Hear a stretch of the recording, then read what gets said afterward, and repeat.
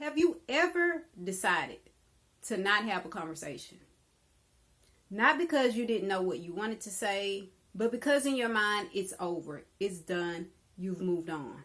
Not worth bringing back up. So you leave it alone. But what happens when the conversation that you leave alone?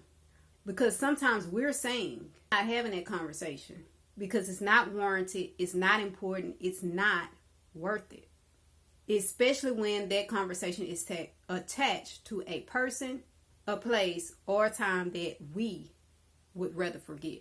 But sometimes by refusing to have the conversation, we end up carrying the conversation. And I'm talking about this because I had to sit with this myself personally this week.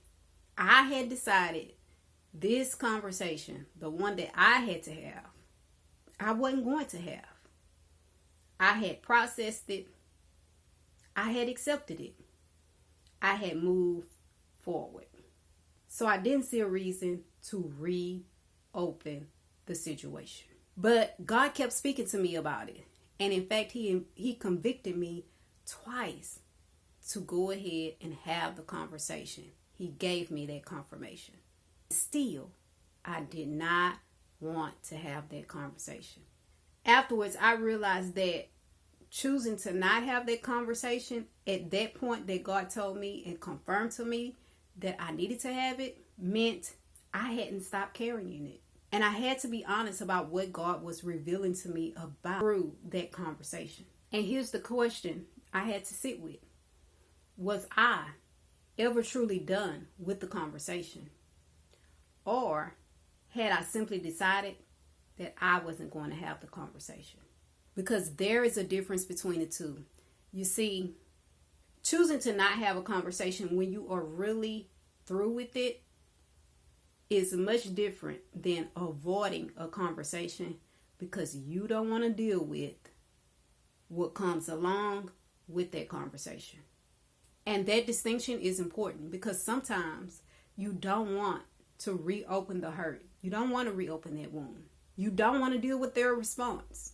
You don't want to explain yourself again. You don't want to hear what they have to say. You don't want to admit that something needs to change. You don't believe that having the conversation will change anything. You don't want the conversation to change how you see that person. And here's one we don't often like to admit. You don't want that conversation to change how that person sees you.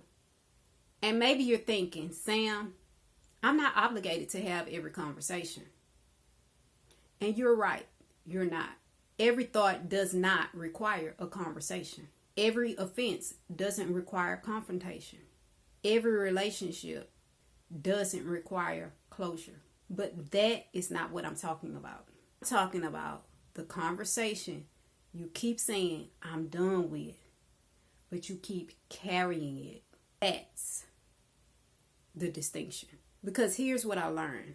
Because we don't have that conversation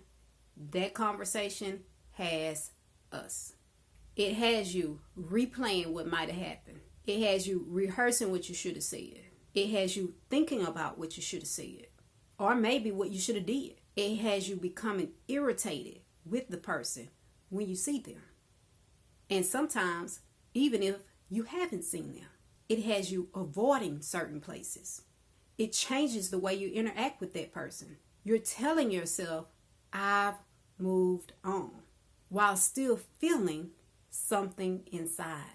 It has you bringing the unresolved experience into an unrelated conversation. It has you making decisions about the relationship while never actually addressing what happened. That's why I want you to learn to ask, what is this conversation still doing inside of me? And I get it. And hear me. Sometimes answer really is no. You don't need to have a conversation. Sometimes you truly have processed that conversation. Sometimes you actually have accepted what happened in that particular situation, with that particular situation. Sometimes the relationship has changed. Sometimes that person is no longer even around, so they don't even have access to you to have a conversation, for you to have a conversation with them. And sometimes you haven't resolved anything. You've just gone silent. And that's where I want you to be honest with yourself. Ask, am I choosing to be silent because I resolved the issue, or because I don't want to deal with the conversation? This is why I talk about conversations like I do.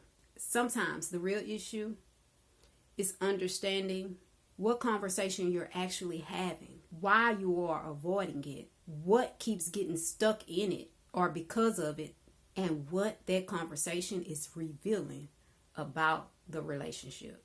Because the question becomes, are you aware of what to do, what's happening in your conversations? If you just recognize yourself, as I was sharing with you today, don't brush it off. If there's a conversation that you have been telling yourself, I'm done with it, I'm through with it, I'm not having it, book a strategy call with me. That way we can identify what's actually happening in your conversations, what's actually keeping you stuck in your conversations, and what you need to do next. Because sometimes the problem isn't that you don't know how to communicate. Sometimes you haven't yet figured out what to do with the conversation you're carrying, and stop. As always, I'm CESAM telling you that 24 hours doesn't seem long, but in 24 hours, you can change your life. So go ahead and do something life-changing now.